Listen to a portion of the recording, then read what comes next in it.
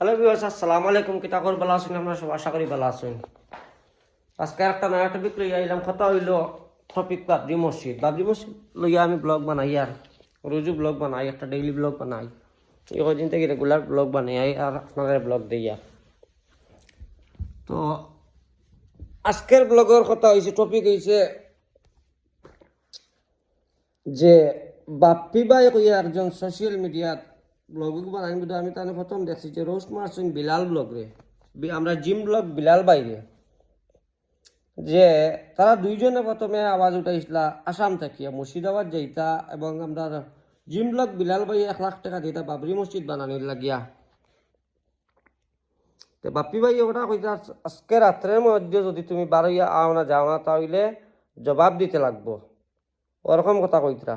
তো আমার বিলাল ভাইও রিপ্লাই দিয়েছেন, সুন্দর রিপ্লাই দিয়েছেন যে আজকে রাত্রে এখানে এখন কো বাপ্পি ভাই তুমি, আমি বাইরে কোনো অসুবিধা নাই। আর আরো একটা কথা আমার খুব বেশি ভালো লাগছে যে আমরা কলকাতার একজন MLA Humayun Kabir sir MLA সাহেব তান এমএলএ পদটা কি সাসপেন্ড কইছেন, মতলব ইস্তফা দিলেছেন, রিজাইন দিয়া তাইন কইছেন বাবরি মসজিদ বানাইতে লাগে আমার লাগে পদ, আমি রিজাইন দিলাইমু। যার কারণে জিম ব্লক বিলালে একটা লোন লইছেন, লোন লইয়া একটা গোল্ডের চেইন বানাইয়া লইয়া যাইতরা মুর্শিদাবাদ। ও হুমায়ুন কবির স্যার এমএলএ রে তাই ওটা গিফট করার লাগিয়া। আমার খুব বেশি ভালো লাগছে। আপনারা ভিডিওটা বেশি বেশি শেয়ার করে দিবা যাতে সব মানুষে দেখতে পারে। আর আপনারা সবে যা যত পারেন বাবরি মসজিদের লাগি হেল্প করবা, দোয়া করবা। বাবরি মসজিদ জেলা পৌঁছাইতে লাগে আপনারা যা আপনারা ক্ষমতা দিয়া যতটুকু পারেন আপনারা হেল্প করবা, নিজেও যত পারি হেল্প করবো। আর সব একইয়া সুন্দরে শান্তিভাবে শান্তি শৃঙ্খলাভাবে সে সুন্দর করিয়া যাতে মসজিদটা বানানো যায়। আর এটা সুপ্রিম কোর্টের অর্ডার, এখানে অন্য কোনো অসুবিধা নাই, এটা বন্ধও করতে পারতো না। তাহলে আপনারা কোনো সোশ্যাল মিডিয়ায় আন্দু ভিডিও বানাইয়া কোনো দাঙ্গা সৃষ্টি করবা না দয়া করিয়া। আর সবে দোয়া করবা বাবরি মসজিদের লাগে। আর খাস করি হুমায়ুন কবির এমএলএ সাহেবের লাগে দোয়া করবা। তাই 6 ডিসেম্বর কইছেন বাবরি মসজিদ বানাইতা, আর বাবরি মসজিদের কাজও ধরা হয়ে গেছে।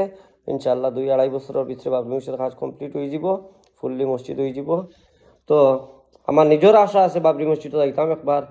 আমার ফুস হওয়ার বার্তা কিন জন্মর বার্তা কিনো আমি শুনি আই। আর বাবরি মসজিদও নিজ, বাবরি মসজিদে ভাঙ্গা, বাবরি মসজিদ কেলেঙ্কারি, বাবরি মসজিদ বেজাল, ও জিনিসটা শুনি আই। আর উনতে লাস্টে আজকে আমার বয়স চলে 29।